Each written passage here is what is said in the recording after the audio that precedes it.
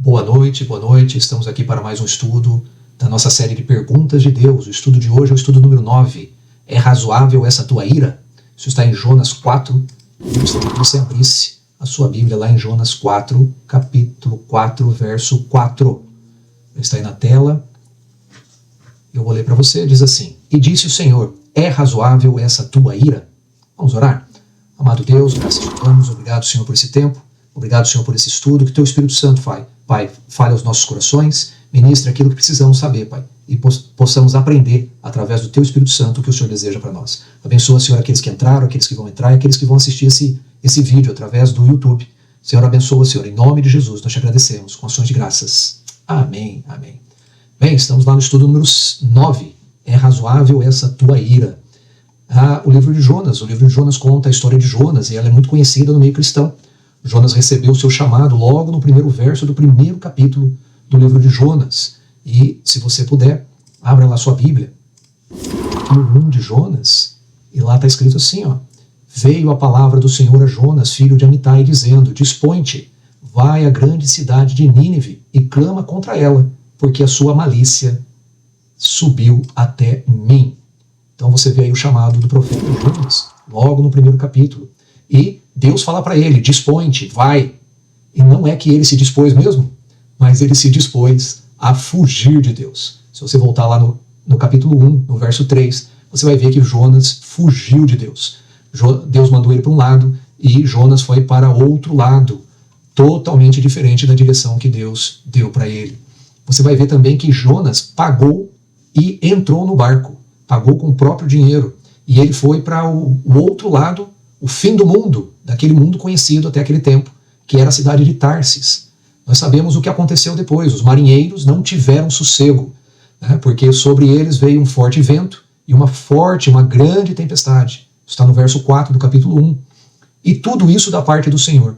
E isso veio para chacoalhar a vida de todos, não só de Jonas, mas também daqueles marinheiros. Os marinheiros clamaram, cada um para o seu próprio Deus, ou aquilo que trazia o contato sobrenatural para eles, né? E depois de lançarem sortes para saber quem era o responsável por aquele mal, a sorte caiu sobre Jonas. Depois de muito medo por saberem da verdade, porque Jonas, né, foi questionado, Jonas foi procurado e foi achado dormindo lá no porão do navio, e foi perguntado para ele: viu, você não vai pedir para o seu Deus? E ele vai falar, depois que ele foi descoberto, porque jogaram sortes, ele vai dizer que aquilo tudo que estava acontecendo era por culpa dele, e que ele era hebreu, e o Deus dos hebreus estava fazendo tudo aquilo. Você vê aí que depois deles saberem a verdade, eles temem, né, fazer qualquer coisa com Jonas. Jonas fala para eles: me joga no mar que tudo vai sossegar, tudo vai cessar. E aqueles marinheiros ficaram com muitas dúvidas, se deveriam ou não fazer aquilo. Imagina, o Deus daquela pessoa está fazendo tudo aquilo. Se eu jogo ele no mar, o que mais aquele Deus pode fazer? E depois de muito questionarem e Jonas insistirem, eles realmente jogam Jonas no mar. E assim que Jonas é jogado no mar, aquele mar cessa, aquela fúria, o vento, o mar cessam e ficam todo em tranquilidade. E Jonas é tragado por um grande peixe. O grande peixe também foi enviado por Deus. E Deus faz com que aquele grande peixe engula Jonas. E esteve Jonas 3 dias e 3 noites dentro do ventre do peixe. Você vai ver lá no verso 17. Que situação, hein? Você pode, por um momento, pensar como é ficar dentro de um local escuro, fechado, hostil, por 3 dias e 3 noites. Bem, eu tive uma experiência parecida, né? No final de 2024, eu tive um AVC e eu precisei fazer um exame de ressonância magnética. E eu precisei entrar dentro daquela máquina. E não foi muito agradável. Eu tive um problema lá, eu tive que sair da máquina porque me deu uma angústia, me deu um pânico. Imagina, não foram 3 dias, não foram nem 2 dias, nem um dia, foram apenas minutos, talvez 5 minutos, 10 minutos, e algo desesperador tomou conta de mim. Agora imagina Jonas. Jonas ficou dentro daquele peixe, lá dentro dele, por 3 dias e 3 noites. E você vai ver aí que Jonas orou. Jonas orou a Deus dentro do grande peixe. Isso está no capítulo 2. E o que a gente vê nessa oração de Jonas? A gente vê 4 pontos que é colocado ali naquela oração de Jonas. Primeiro, a soberania absoluta de Deus sobre o juízo e a salvação.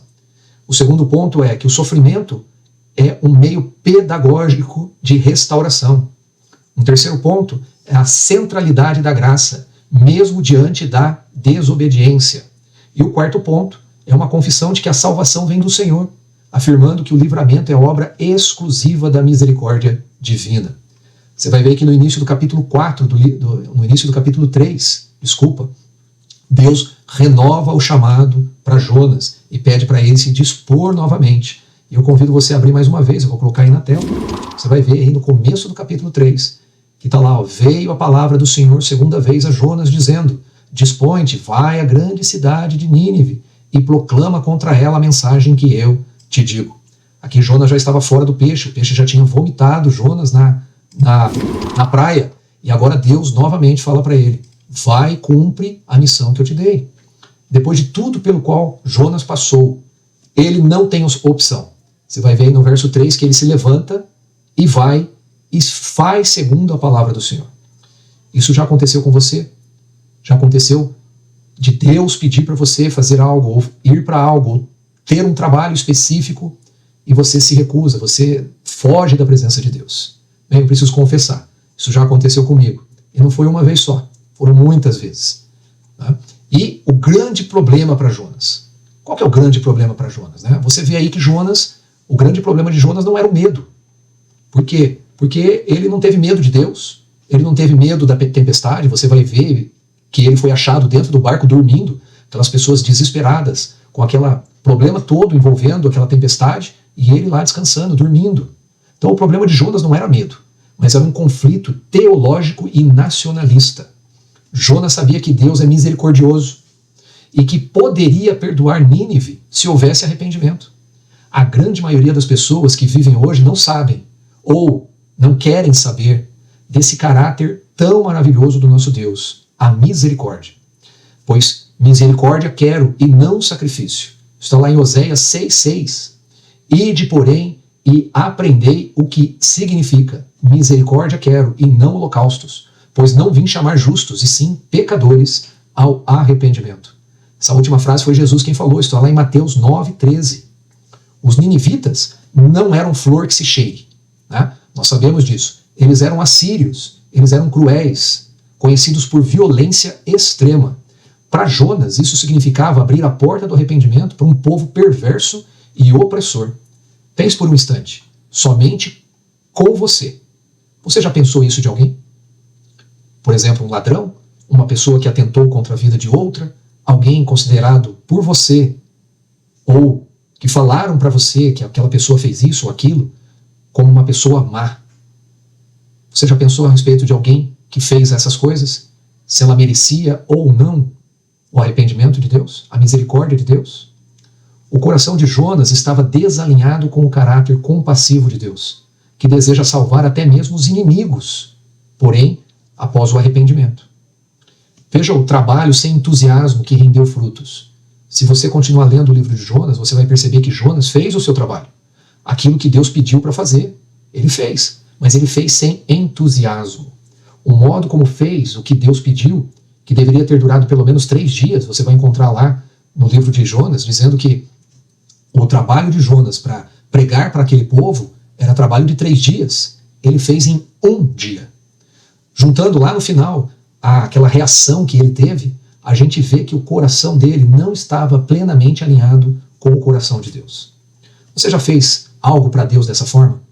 Poderia ter dado o seu melhor, mas entregou aquilo apenas que Deus pediu. E ainda pensou, eu fiz o que Deus pediu. Pense sobre isso. Nós temos que lembrar que, queira Jonas ou não, ele foi um profeta do Antigo Testamento que conseguiu realizar de forma completa o desejo do coração de Deus. É impressionante isso, né? Mesmo ele fazendo um serviço com não tanto entusiasmo, ele completou o desejo de Deus. E mesmo não querendo, ele obteve sucesso. Um sucesso que ele não queria, um sucesso que ele não estava afim de ter. Mas olha que interessante, o sucesso dele não começou em Nínive, o sucesso dele começou lá no barco. Você se lembra quando os homens estavam desesperados e eles descobrem que Jonas era o motivo? E eles começam a quê? Eles começam a pedir para o Deus de Jonas. Depois, quando eles jogam Jonas na água, eles fazem o quê? Eles deram honra, eles deram oferta e eles fizeram votos ao Deus único, ao Deus de Jonas. Está lá em Jonas capítulo 1, verso 16. Então o sucesso de Jonas não começou em Nínive. O sucesso de Jonas começou lá no barco. Aquelas pessoas se converteram para Deus. E aí vem a nossa pergunta do estudo de hoje. É razoável essa tua ira? É uma pergunta que Deus fez para Jonas. É razoável essa tua ira? Jonas estava furioso porque Deus decidiu poupar a cidade de Nínive. Ele queria ver a destruição da cidade, ele queria ver o circo pegar fogo. Ele ficou emburrado, ele ficou bravo com Deus. Abre lá sua Bíblia. Lá no capítulo 4 você vai ver, ó. E com isso desgostou-se Jonas extremamente e ficou irado. Se você voltar no final do capítulo 3, você vai ver que toda a cidade de Nínive, desde o rei até o mais simples trabalhador, todos se converteram a Deus. E Jonas ficou irado. Jonas queria a destruição da cidade. Mais uma vez a pergunta de Deus não é para obter resposta de Jonas, nem resposta de nós, mas é para extrair um ensino para nós mesmos. Deus, que sonda os corações, sabia exatamente por que Jonas estava irado. Perguntar se a ira é razoável parece um questionamento de quem busca alguma opinião, né? Parece, Jonas, qual a sua opinião? É razoável essa tua ira? Mas não, Deus não está buscando uma resposta. Na verdade, ele está expondo o egoísmo do profeta Jonas. Razoável, na pergunta de Deus, significa algo conforme a razão. Jonas, você tem razão de estar com essa ira? Também tem o sentido de justo, moderado, aceitável. Jonas, é aceitável essa sua ira?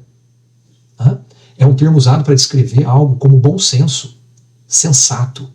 Jonas, você está sendo sensato com essa sua ira? Na verdade, Deus faz essa pergunta 2 vezes para Jonas. Você pode olhar lá no verso 4 e no verso 9. Eu vou colocar lá para você. Jonas capítulo 4, ele faz, né, aonde a gente já viu, e disse Deus, é razoável essa tua ira? E depois no verso 9, ele faz de novo. Então perguntou Deus a Jonas, é razoável essa tua ira por causa da planta? Você vê que Deus 2 vezes pergunta para ele, é razoável essa tua ira? Jonas se mostra muito egoísta, para não dizer outras qualidades bem mais duras, porque ele mostra compaixão para uma planta que ele não fez nada para nascer, nem para elas existir. Mas Jonas se mostra compassivo com aquela planta. Por quê? Porque ela foi útil para ele. Mas ele não se mostra compassivo com a cidade inteira de Nínive. Talvez você possa defender Jonas dizendo, Marcelo, mas ele estava mostrando zelo pelas coisas santas, pelas coisas de Deus. Ou até pode falar assim, não, ele estava defendendo a sua nacionalidade israelita, porque os assírios já tinham destruído o reino do norte. Às vezes, o que nós chamamos de zelo, ou essa questão de defender uma nacionalidade, defender um ponto, é apenas ressentimento. A sua resposta para Deus, né, a resposta que Jonas dá para Deus é muito forte, porque ele diz, eu vou colocar na tela de novo aí para você, olha o que ele fala no final do verso 9. Ele vai falar assim, ele respondeu, é razoável a minha ira até a morte. Ou seja, ele dá uma resposta muito dura para Deus. Ele vai falar, eu vou até a morte com essa minha ira. Jonas revela que o problema estava nele, não era só a desobediência a Deus, mas era uma resistência interna à graça de Deus. O desfecho final do livro de Jonas nos revela que a graça de Deus é maior que o nosso senso de justiça, porque o nosso senso de justiça é limitado. Não podemos selecionar quem merece misericórdia. O poder de salvar não está nas nossas mãos, mas está nas mãos perfuradas por pregos do nosso Senhor e Salvador Jesus Cristo. Deus se importa com pessoas, até com aqueles que consideramos nossos inimigos. Jonas revela a busca por justiça, mas Deus revela a busca por compaixão. Jesus Cristo ensina lá em Mateus 5,44. Eu vou pedir para você abrir lá em Mateus 5,44, eu vou colocar aí na tela para você. Mateus 5,44. Olha o que Jesus fala aqui. Eu, porém, vos digo, amai os vossos inimigos e orai pelos que vos perseguem. Olha, que interessante isso. Essa é a doutrina de Jesus.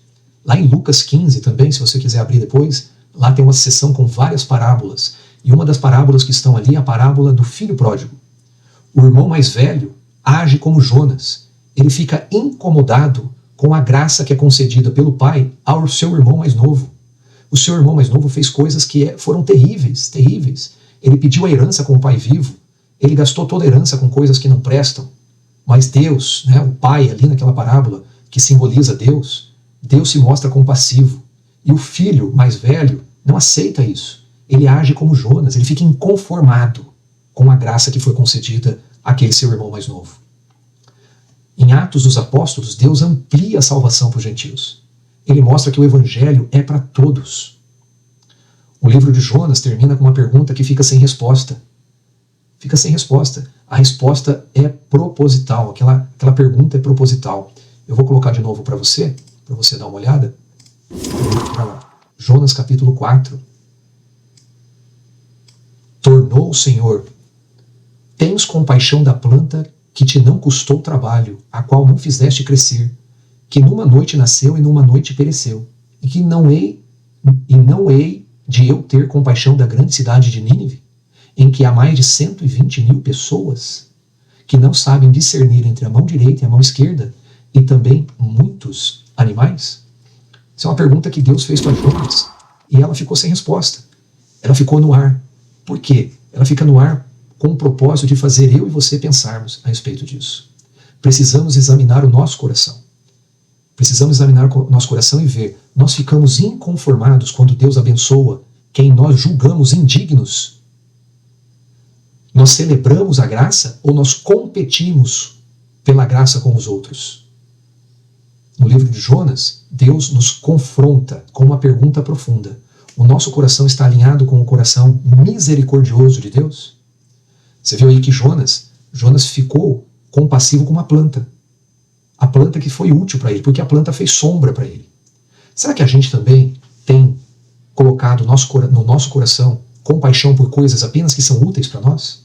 E nós esquecemos daquilo que é o mais fantástico da palavra de Deus, que é amar a todas as pessoas, amar a Deus em primeiro lugar e amar ao próximo como a nós mesmos? É algo que fica desse estudo para a gente pensar. Pense, como está o seu coração? O seu coração está alinhado com o coração de Deus? Vou terminar esse estudo aqui e nos encontramos no próximo. Deus abençoe.